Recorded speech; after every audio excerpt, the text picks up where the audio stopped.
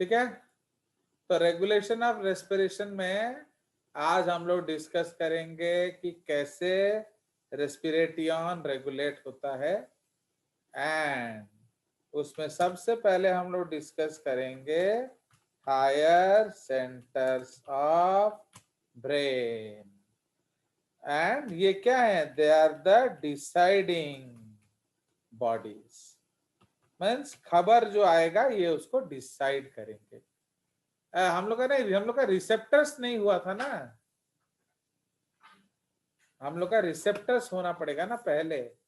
तो बी है higher centres, अभी हम लोग को रिसेप्टर डिस्कस करना पड़ेगा। Sensory receptors in the body. Okay, तो sensory receptors in the body. So they, sir ये वाला हो गया था हमारा। क्या सर ये सेंसरी रिसेप्टर्स। कौन कौन सा बोलो? सर एक कैरोटिड बॉडीज और एओटिक बॉडीज कुछ लिखा है। हाँ, वेरी गुड। तो आप ही तो मना कर रहे हो नहीं हुआ। सर नहीं, डॉर्सल रेस्पिरेटरी ग्रुप नहीं हुआ, वहां से स्टार्ट करेंगे। ओके ठीक है। Okay okay okay okay okay okay, चलो चुपचाप पढ़ो।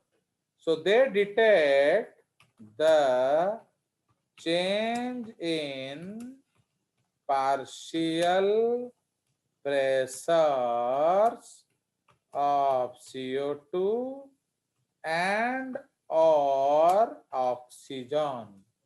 इसको हम लोग बैरो रिसेप्टर्स बोलते हैं।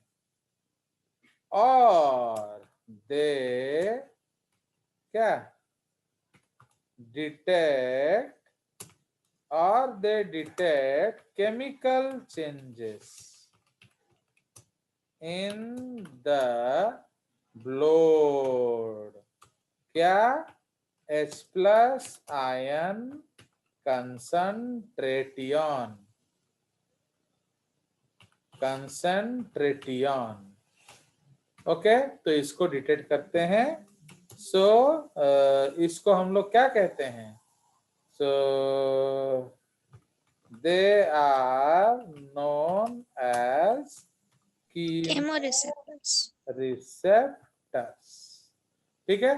तो आपका जो सेंसरी रिसेप्टर से ये दो तरह के होते हैं, बैरो एंड कीमो। चलिए, तो अब हम लोग higher centres in brain discuss करेंगे। ये तो वो गुस्सा हो जाती है साइना। नाउ इसमें जो सबसे फर्स्ट हमारा क्या है? ये प्रतीक्षा साहू तुम्हारे सेक्शन में क्या कर रही है? वो तो ए सेक्शन में थी ना? नहीं सर, वो हमारे सेक्शन की है। हमारे ही सेक्शन। ना ना, मोबाइल का फोटो नहीं। सर है sir. Dorsal respiratory group.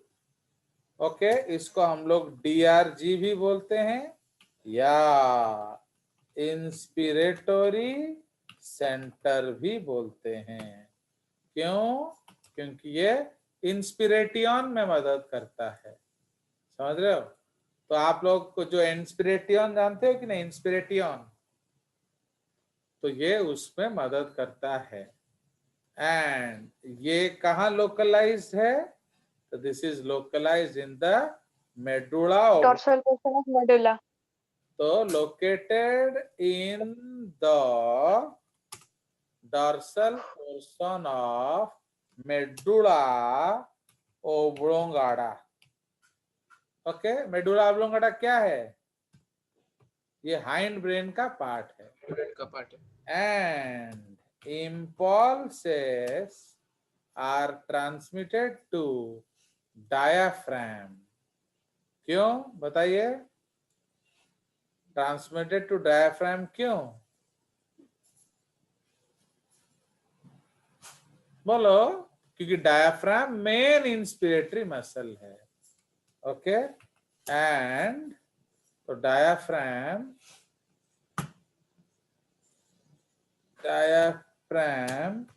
In order क्या your diaphragm in order to maintain normal breathing pattern. ठीक है? या in order to क्या stimulate inspiration आप कह सकते हैं. Stimulate inspiration. ठीक है? अभी इसमें क्या होता है, located in the and send impulses to the hand. तो आप they respond to what? They respond to the receptors. ठीक है? तो अब रिसेप्टर्स ने बोला CO2 हाई. रिसेप्टर्स मतलब क्या? हाई PCO2 और हाई H+ आयन कंसंट्रेशन. ठीक है? अगर ये दोनों होगा तो हम उसको क्या बोलेंगे? सो that is called what?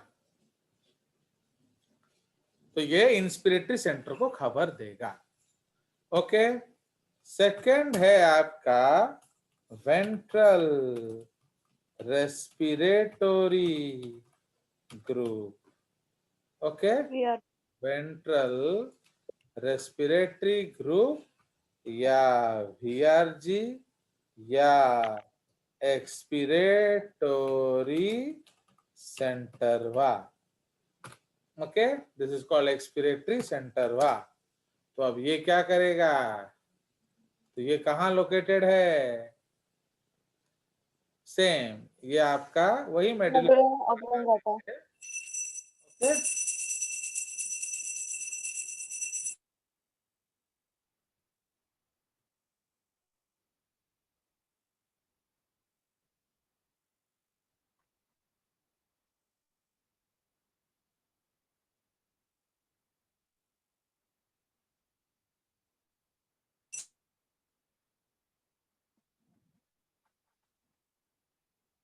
Now इसका जो मेन काम है, ये आपका inspiration as well as expiration को कंट्रोल करता है. ठीक है जी. नाउ उसके बाद थर्ड सेंटर है pneumotaxic centre. Okay. Pneumotaxic centre. मैंने आप सबको बोला था ओल्ड एनसीईआरटी पढ़ने के लिए. आप लोगों ने पढ़ा? नहीं पढ़ा? आप लोग सुनते ही नहीं हो जजेस का बात, है कि नहीं? ओल्ड एनसीईआरटी कहाँ से मिलेगा? अब वो कहाँ से मिलेगा वो मुझे थोड़ी मालूम है. तो वो आपको ढूंढना पड़ेगा, क्योंकि मैंने आपको क्या बोला? भाई ने बोला पढ़ने का, तो पढ़ने का. पढ़ने का. तो आप लोग क्यों नहीं पढ़े? तो जब आप पढ़े नहीं तो आपने तौहीन हिंद किया कि नहीं? बताइए.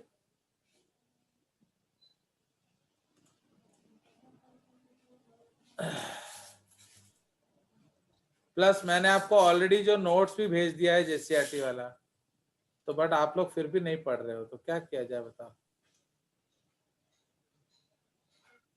सर वो पढ़ रहे हैं जेसीईआरटी वाला आपने जो भेजा था. नहीं, मैंने किस सबको भेजा था ना, किसी किसी को भेजा था? सर सबको दिया था ग्रुप सबको में. भेजा था आपने. हाँ. तो देख रहे हो, मुझसे अच्छा कोई बंदा मिलेगा आपको, बट फिर भी आप पढ़ नहीं रहे हो. क्या किया जाए बताओ?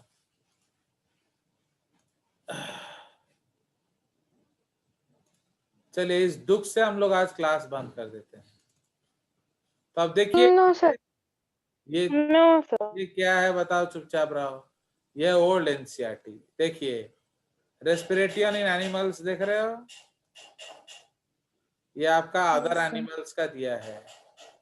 फिर ये Yes, sir. Respiratory tract, लैरिंग्स, bronchial tree, inspiration expiration, ये आपका जो respiratory membrane, oxygen haemoglobin curve, gas transport, regulation. देखो ये सेंटर का फोटो भी दिया हुआ है.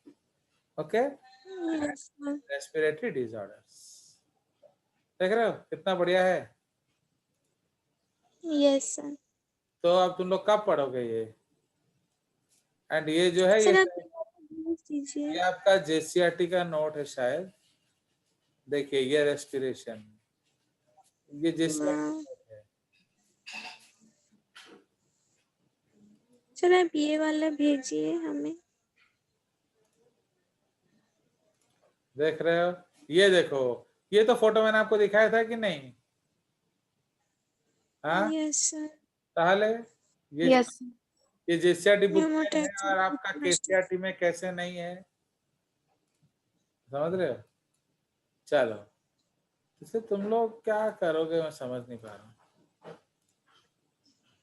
ओके, ये रेगुलेशन ऑफ रेस्पिरेशन है, ये लैरिंग्स है एंड सो ऑन। देख रहे हो? तो आपको खुशी होना चाहिए कि मैंने आपको दिखा दिया। सर बस देखने से क्या होगा, थोड़ा दीजिए भी हमें।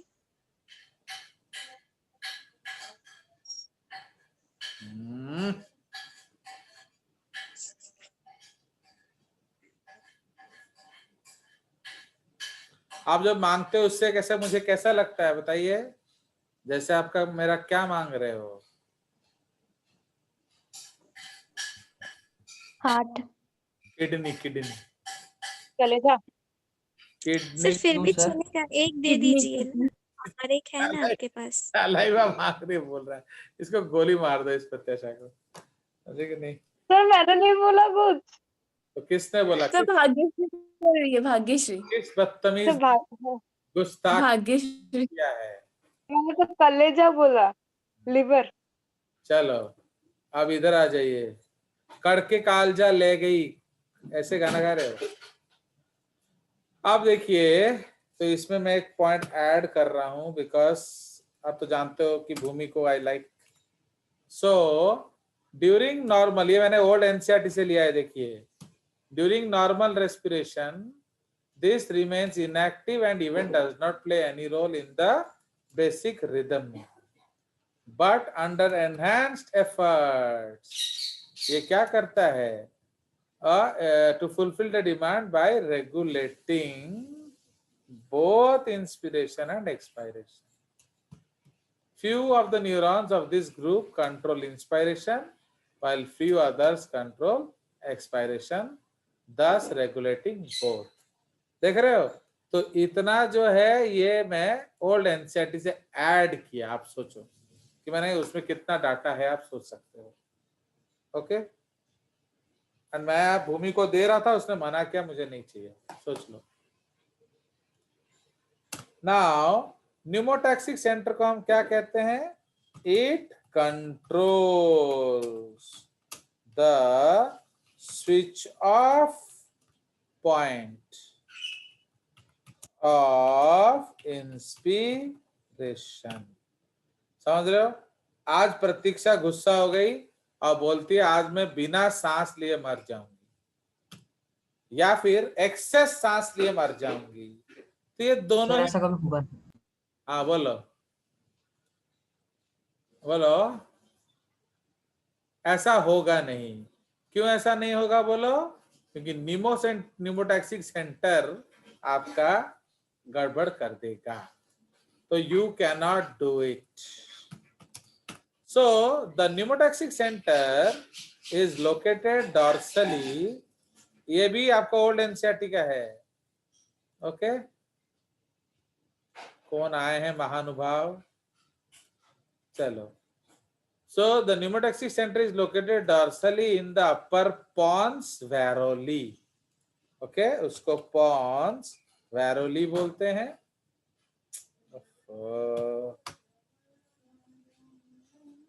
It transmits signals to the inspiratory area. Primarily, it controls the switch off point of inspiration. When this signal is strong, the inspiration lasts only for 0.5 seconds and lungs are partially filled. During the weak pneumotaxic signals, inspiration lasts for 5 seconds or more, resulting into complete filling of lungs. The strong signal causes increased rate of breathing because inspiration as well as expiration is shortened. समझ रहे हो? तो आया समझ इसमें? Yes तो इसका मतलब क्या है? ये आपको ज्यादा सांस लेने से रोकता है। क्यों रोकता है? वरना आप अपना लंग्स को फोड़ दोगे। आया समझ? Yes sir. यस तो सर ये है आपका DRG VRG एंड ये है आपका न्यूमोटैक्सिक सेंटर। बोला? यस सर चलिए अब एक और सेंटर है हमारा जो आजकल बुक्स में नहीं दिया होता है, that is called apneustic centre.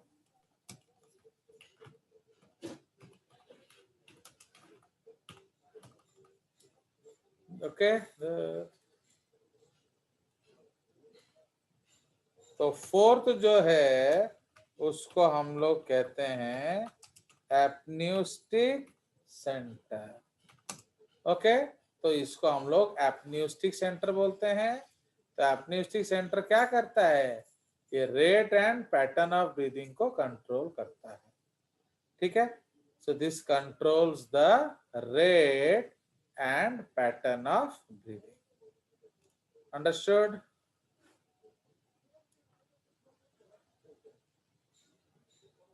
कहाँ गया तुम्हारा? So it is also located in the pons varoli. It controls the rate and pattern of breathing. समझ में आया?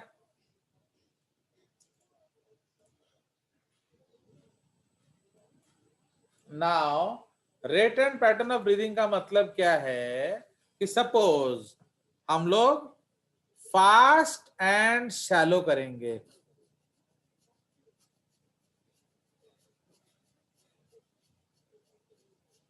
देख रहे हो? तो ये फास्ट है एंड शैलो है। फास्ट एंड डीप,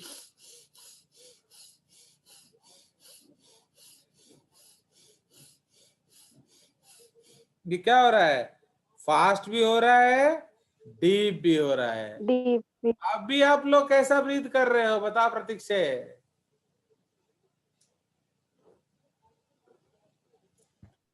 बताओ। सर अभी डीप नॉर्मल शैलो सर, अभी नॉर्मल कर रहे हैं शैलो सर। एंड स्लो, पता भी नहीं चल रहा। Slow sir. Shallow and slow. But अगर आप डीप चिंता में हो,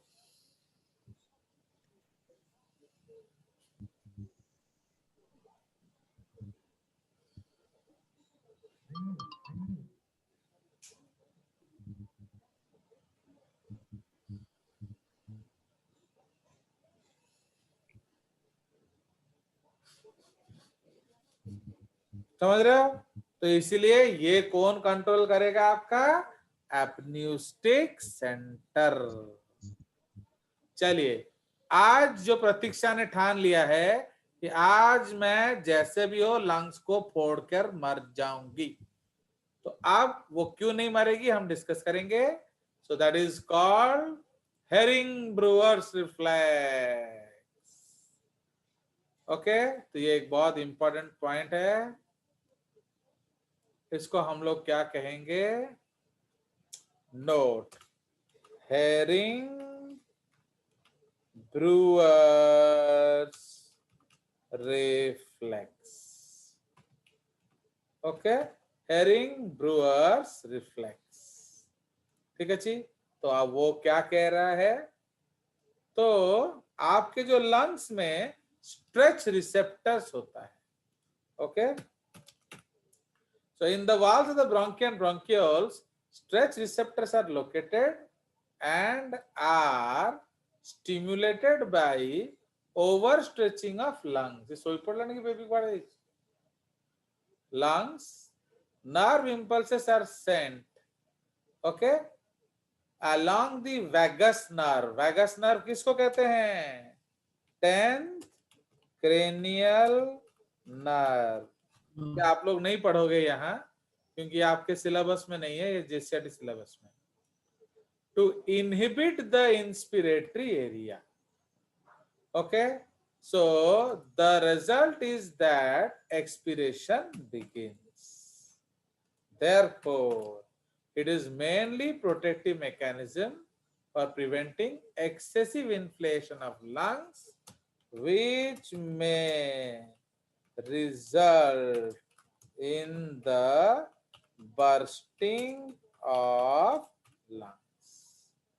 Okay, in the bursting of lungs.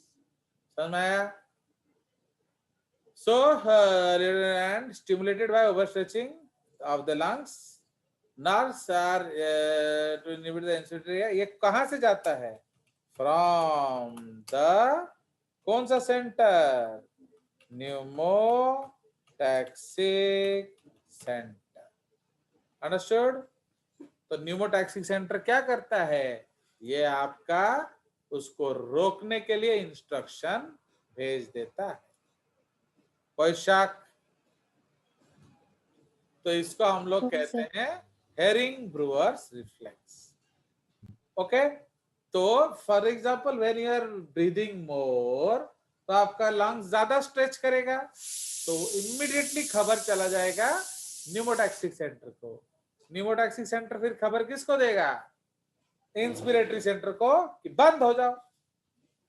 Okay, अब इंस्पिरेटरी सेंटर हो गया बंद एंड आपका लंग्स फटने से बच गया. सो आज प्रतीक्षा का सपना पूरा नहीं हो सकता. नहीं हुआ. आया समझ? तो this is a defensive process. वरना इंसान इतना अभद्र है कि अपना लंग्स को ही फाड़ देता है कि नहीं. मदद अगर कोई कर दे, सपोज मैं क्या करूं, वो जो प्रेशर पंप नहीं होता जैसे कार में हवा देते हैं, उसको प्रतीक्षा के मुंह के अंदर ठूस दूं एंड उसका मुंह बंद कर दूं, तब फट जाएगा लंग्स. क्योंकि लंग्स किसको बंद होने बोलेगा? प्रतीक्षा के ब्रेन को, मेरे ब्रेन को थोड़ी बोलेगा. तो समझ में आया? इसलिए आप नहीं मर सकते, कोई मारेगा तो मर सकते. कोई शक? No sir. चलिए, तो ये हमारा हो गया रेगुलेशन. उसके बाद कुछ प्यारे प्यारे डिजीजेस हैं इसमें, 200-250 डिजीजेस हैं. उसमें मैं आपको एज यूजुअल बहुत ज्यादा करा देता हूं, तो मैं आपको 2 ठो कर दूंगा, 2 या 3 करा दूंगा. बाकी जो बच गए वो आप कर सकते हो ना. क्या बोल रहे हो? Diseases of the respiratory system. And as usual हम लोग डिजीजेस किस कलर में लिखते हैं? Green colour. Red. Shut up. तो ग्रीन कलर, तो green is fixed for diseases in JJ's classes. कोई शक? No sir. चलिए, तो ये हमारा डिजीजेस हो गया. उसमें जो सबसे पहला डिजीज है वो हम लोग डिस्कस करेंगे. पहला category COPD. This is called chronic obstructive pulmonary disorder. Actually आप लोग एक बार पढ़ के आते तो ये और अच्छे से समझ में आता, बट आप लोग पढ़ते हो ही नहीं, तो अब बड़ा गड़बड़ हो रहा है. चलिए, तो इसलिए chronic obstructive pulmonary disorder. Chronic का मतलब क्या है? ये लंबे बीमारी है, ठीक है, बचपन से बहुत समय तक चलेगा. बहुत समय तक चलेगा. तो इसमें सबसे पहला जो बीमारी है वो ऑलमोस्ट हर किसी को होता है, इज ब्रोंकाइटिस.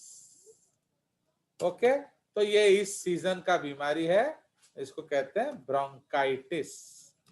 तो as the name suggests, bronchus का itis.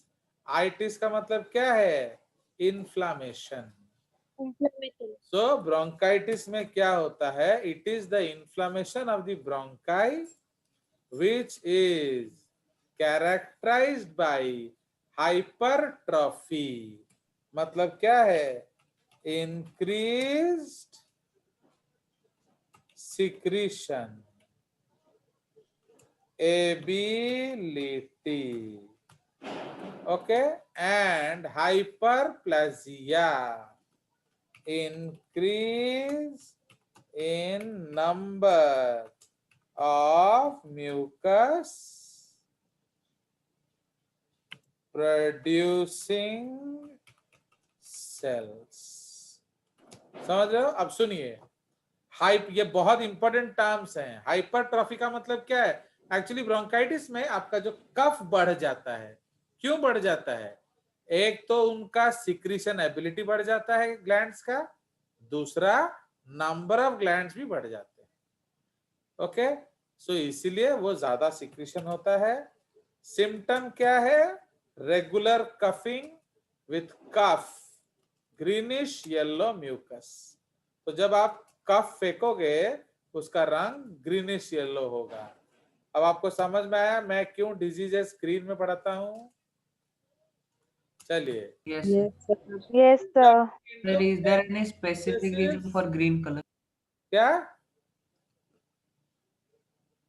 Sir, is there any specific reason for the green color? Yes, there is a specific reason for the green color which you will teach JJS after you come from MBBS school. Idiot.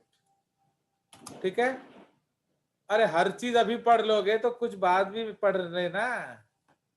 चलिए, मैं इतना अच्छा doubt कैसे solve कर लेता हूं मुझे समझ में नहीं आता है नीतू। चलिए, तो it may also be cause by cigarette smoking and exposure to carbon dioxide. Clear? अब प्रिवेंशन कैसा होगा? Avoid exposure to the cause, that is smoke, chemicals and pollutants can prevent bronchitis. The underlying infection, okay, of the disease is treated with suitable antibiotics. Bronchodilator drugs, okay, are used to increase the diameter of bronchus, जिससे आपको symptomatic relief मिलता है। okay? तो ये आपका जो simple खांसी है ना, जो खांसते रहते हैं हम लोग, तो उसको ब्रोंकाइटिस कहा जाता है। क्यों आपको खांसी हो रहा है मालूम है? क्योंकि आपके ट्रैकिया के ऊपर एक म्यूकस का कोट लग जा रहा है। तो उससे क्या दिक्कत होगा बोलो? कंस्ट्रिक्ट हो जाएगा, बात कम हो जाएगा। नहीं, अगर ट्रैकिया का मुंह बंद कर दें तो क्या होगा? सांस नहीं ले पाएंगे। सांस नहीं ले पाएंगे। सांस लेने में तकलीफ होगी। सांस होगा। तुम इतना क्यों बदतमीज हो रहे हो? अबे सांस नहीं ले पाओगे ना, सांस अंदर नहीं जाएगा। हाँ, मतलब अंदर नहीं जाएगा। मतलब ऐसे अंदर कैसे हो नहीं। सकता है? ऐसा जी बाहर से अंदर नहीं जाता। थॉट अप, आपका मतलब ऐसे कैसे हो जाता है? सांस तो तुम ले रहे हो या अपने आप हो रहा है, तो वो तो अंदर नहीं जा रहा है। तो तुम्हें सांस लेने के लिए किसने रोका है? बट हवा अंदर नहीं जा रहा है। कफ क्या किया? उसका मुंह बंद कर दिया। हट! तो हम क्यों खांसते हैं? उस कफ को हट बोलते हैं, हट वहां से। तो जैसे वो हट जाता है तब आप सांस ले सकते हो, बट फिर वो बंद हो जाता है। भाई इतना क्यों बंद हो रहा है यार? पहले तो बंद नहीं होता था। क्यों इतना बंद हो रहा है? क्योंकि ज्यादा कफ बन रहा है। क्यों ज्यादा कफ बन रहा है? आइदर उसका सिक्रीशन बढ़ गया है, या नंबर ऑफ सेल्स बढ़ गए हैं, या दोनों बढ़ गया है। कोई शक? तो इसको हम लोग ब्रोंकाइटिस कहते हैं। उसका कुछ ना कुछ तो कारण है। आइदर आप जिस जगह रह रहे हैं वहां का पोल्यूशन लेवल हाई है, या फिर कोई ना कोई केमिकल्स है। इस तरह से something is inflaming your bronchus, कोई ना कोई उस ब्रोंकस को छेड़ रहा है। Sir, I have bronchitis. हाँ, यू हैव ब्रोंकाइटिस नहीं my dear, everybody has bronchitis. आप क्या, what, I don't understand what you wanted to tell. मैंने आप क्या बोलना चाह रहे थे अस्मित? नहीं सर, मेरा बचपन से अस्थमा है ना, तो ब्रोंकाइटिस है, तो इसीलिए मैं सर वही बोला। आज कौन सा गाना गा रहा हूँ, तमे ते कहीं दांत देखे अच्छा। अरे अभद्र, एस्थमा अलग चीज होवे है, ब्रोंकाइटिस अलग चीज होवे है, सिम्टम्स थोड़ा मोटा सेम होवे है। अंडरस्टूड? तो bronchitis is different, asthma is different. Yes, आपको एस्थमा के कारण ब्रोंकाइटिस हो सकता है, बट एस्थमा अलग चीज है, दूसरों को बददुआ मत दो। एस्थमा एक एलर्जिक डिसऑर्डर है, हम पढ़ेंगे अभी, डोंट वरी। तो हम है तो क्या गम है। अस्मित आजकल मेरे को लाइक क्यों नहीं कर रहा है ना, इसलिए वो मुंह छुपा के बैठ जाता है। पहले कितना वीडियो ऑन करके, आप लोगों ने प्रॉमिस किया था कि सर हम वीडियो ऑन करके क्लास करेंगे, बट फिर तुम वीडियो ऑफ कर देते हो। आप लोग अपना प्रॉमिस तोड़ देते हो ना, वही गड़बड़ होता है। नहीं सर, ऑन कर देंगे। डायना क्या सोचती है, मैं इतनी सुंदर हूं तो मेरे को कोई देख ना ले, या अस्मित सोचता है, या मिलोनी सोचती है, या प्राची सोचती है I am so hot so people मेरे को देख लेंगे। समझ में आया गाधों? ये तुम्हारा शादी का परेड नहीं हो रहा है, ये पढ़ाई हो रहा है। समझ में आया? तो इसीलिए यहाँ प्रतीक होता ने क्या प्रॉमिस किया है, all prime 40 students are my brothers and sisters. F1 का हम कोई गारंटी नहीं देते, समझ में आया? तो इसीलिए, and you know JJ's rule, love in MD. तो इसीलिए अभी आप सब के लिए टेंशन नहीं है। प्लस मैं आपको ऑलरेडी बता चुका हूं क्या।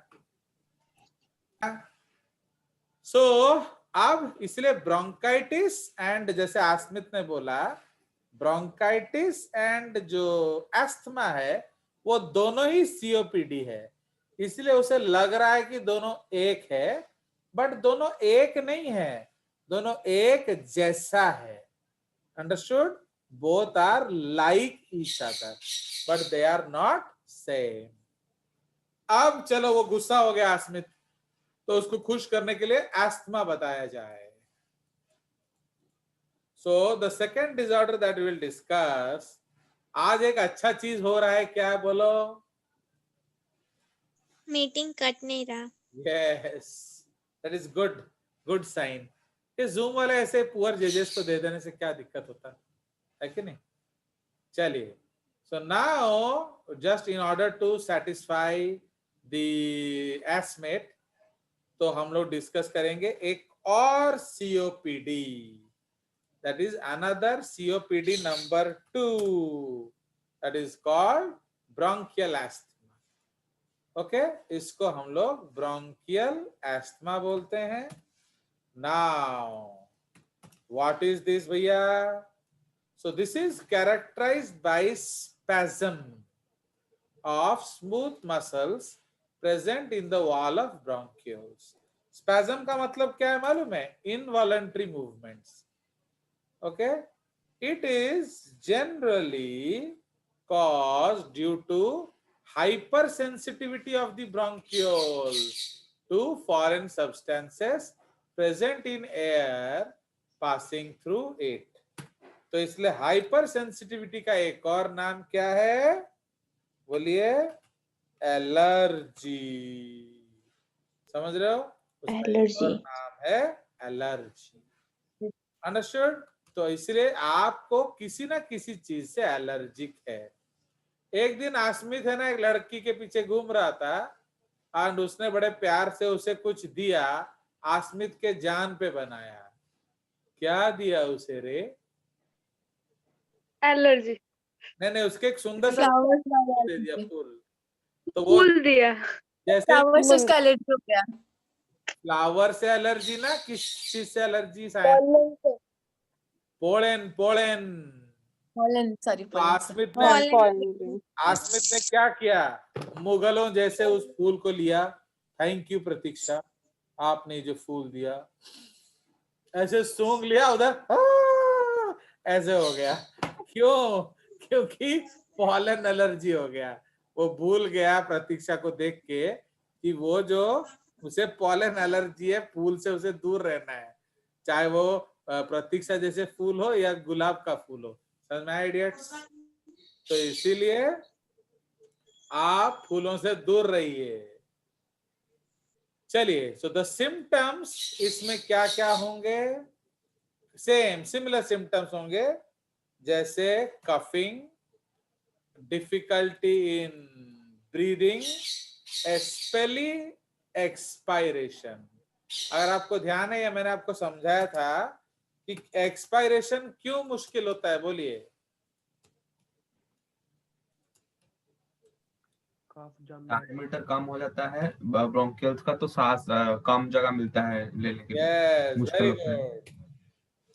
सुनिए, अभी क्या होता है एक्चुअली इन्फ्लेमेशन में, सपोज आसमित को एक चोट लग गया है बॉल से, ड्यूस बॉल से, एंड वहां फूल गया है, मैं उसको दबा रहा हूँ, भाई एडी काटूची, भाई एडी काटूची, एडी काटूची, तो वो क्या करेगा?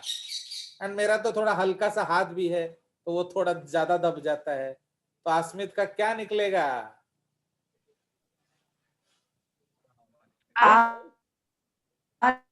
चीख चीख। क्यों? बिकॉज वो फूला हुआ है, मतलब उधर इन्फ्लेमेशन हुआ है, तो अगर उसको थोड़ा सा दबाओगे तो दर्द होगा। तो ब्रोंकाई में भी इन्फ्लेमेशन हो गया है, इसका मतलब वहां सूजन हो गया है।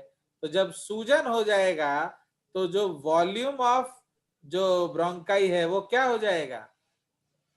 लुमेन का कम हो जाएगा। हो जाएगा। तो हवा हमारा जब वापिस आएगा तो लो सरफेस एरिया से हाई सरफेस एरिया में आता है, तो इसलिए ज्यादा प्रेशर में हवा वापिस आएगा, एंड वो दबाएगा किसको? आपके ब्रोंकाइटिस को, एंड जबरदस्त पेन होगा, एंड इतना पेन होता है कि लोग एक्सपायर नहीं करते, इसलिए दे में डाई। अब दबंग फिल्म में देखे थे कि नहीं? उसका मम्मी का फुसफुस ले लिया था, इसलिए वो मर गया। उसकी मम्मी मर गई नहीं थी Dabangg film? Yes sir. Sonu Sood ने उसका फुसफुस ले लिया था, फुसफुस। व्हाट इज फुसफुस? Yes sir, anti histamine drugs. Inflammatory drug. कहते हैं हिस्टामिन भी बोल सकते हैं ना उसको। हाँ, एंटी हिस्टामिन। एंटीहिस्टामिन। समझ में आया? चलिए, इसमें एक और कारण होता है जो मैं बता देता हूं, वो आपको अभी पता नहीं चलेगा, वो 12th का पढ़ाई है। It is also due to very high levels of immunoglobulin E in the blood. Okay, immunoglobulin E in the blood. ये एक ऐसा एंटीबॉडी है जिसे किसी को नहीं चाहिए। समझ में आया? So like that. आप प्रिवेंशन कैसे होगा भैया? तो आप उन चीजों से दूर रहिए। आसमेत, अगर आपको कुछ लेना है तो फूल के अलावा कुछ लीजिए, पप्पी शप्पी लीजिए, बट फूल किसी से मत लीजिए। ओके? तो in case patient is sensitive to very few number of allergens, then hyposensitization, okay, by exposing small doses of specific allergen is other preventive measure. ठीक है जी? मतलब अगर आप उतना ज्यादा प्रभावित नहीं होते हो, थोड़ा थोड़ा आदत डाल दो। ओके? तो लाइक दैट। सर ये छोटे बच्चों को तब कैसे होता है? ये जेनेटिक, पूरा जो दिस इज जेनेटिक बेसिकली। अगर आपका आईजी जीन ज्यादा होगा तो ये जेनेटिकल भी हो सकता है। One of the cause is genetics also. समझ रहे हो? तो आपका जेनेटिकली भी ये प्रॉब्लम हो सकता है कि आप नेचुरली हाई आईजी हो आपके बॉडी में, एंड अगर आईजी हाई होगा तो ये रहेगा। ठीक है जी? सो इसलिए asthma is a disorder, may be genetics, may be due to exposure. Understood? तो इसीलिए जिसके पास, जिसे अस्थमा है वो हर समय इनहेलर रखेगा, प्लस ये जान के रखेगा कि उसे किस चीज से एलर्जी है। अगर आप देखोगे हमारे डीएवी स्कूल के भी डायरी में एक कॉलम होता है दैट ही और शी इज एलर्जिक टू, समझ रहे हो? तो इसीलिए सपोज आपको पता भी नहीं है, okay, like you are allergic to milk और you are allergic to curd या you are allergic to cold drinks, तो जैसे ही वैसा कुछ लोगे तो आपका इमीडिएटली एस्थमेटिक शॉक आएगा। एंड कभी कभी ये इतना जोर का शॉक होता है कि यू मे डाई। इसीलिए the best way to protect you is what? Is keep your inhaler with you. Okay, तो इमीडिएटली आप फुसफुस सूंघ लेना, तो क्या होगा?